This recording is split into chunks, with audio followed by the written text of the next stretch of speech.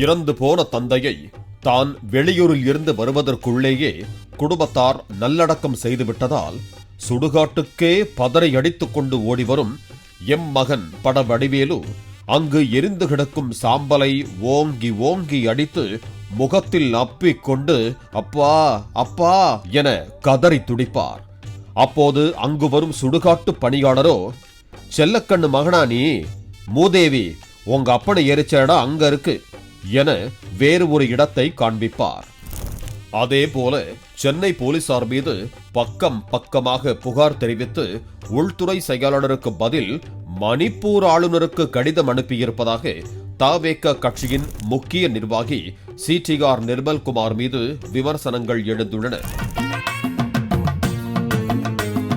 இந்த கடிதத்தில்தான் தவேக தரப்பில் ஒரு முக்கிய தவறு நிகழ்ந்துள்ளது. அக்கட்சியால் அனுப்பப்பட்ட கடிதத்தில் மத்திய உள்துறை அமைச்சக செயலாளர் என்று அஜய் பல்லா என்பவரது பெயர் குறிப்பிடப்பட்டிருந்தது. ஆனால் உண்மை என்னவென்றால் அஜய் பல்லா கடந்த 2024ஆம் ஆண்டிலேயே தனது பணியில் இருந்து ஓய்வு பெற்றுவிட்டார். அவர் தற்போது மணிப்பூர் மாநிலத்தின் ஆளுநராக பதவி வகித்து வருகிறார். சென்னை போலீசார் மீது பக்கம் பக்கமாக புகார் தெரிவித்து தவறான உள்துறை செயலாளருக்கு கடிதம் அனுப்பியதோடு விஜய் பிரச்சாரத்திற்கு பாதுகாப்பு கேட்டு யாருக்கு கடிதம் எழுதுவது என்று கூட தெரியாமல் கடிதம் எழுதியுள்ளார் சிடிஆர் நிர்மல்குமார் என குற்றச்சாட்டு எழுந்துள்ளது.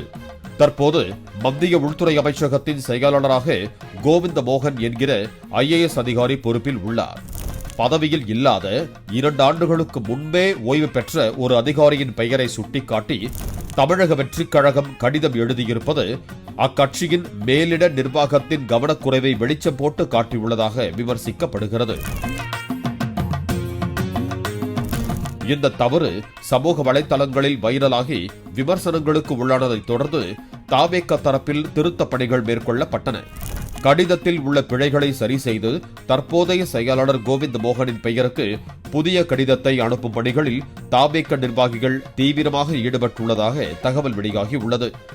மத்திய அரசின் உயர் பதவியில் இருப்பவர்கள் யார், எந்த துறையில் யார் மாற்றப்பட்டிருக்கிறார்கள் போன்ற அடிப்படை தகவல்களை கூட சரியாக தெரிந்து கொள்ளாமல் சரிபார்க்காமல் ஒரு மாநில கட்சியின் முக்கிய நிர்வாகியே கடிதம் எழுதியிருப்பது அதிர்ச்சியை ஏற்படுத்தி இருக்கிறது.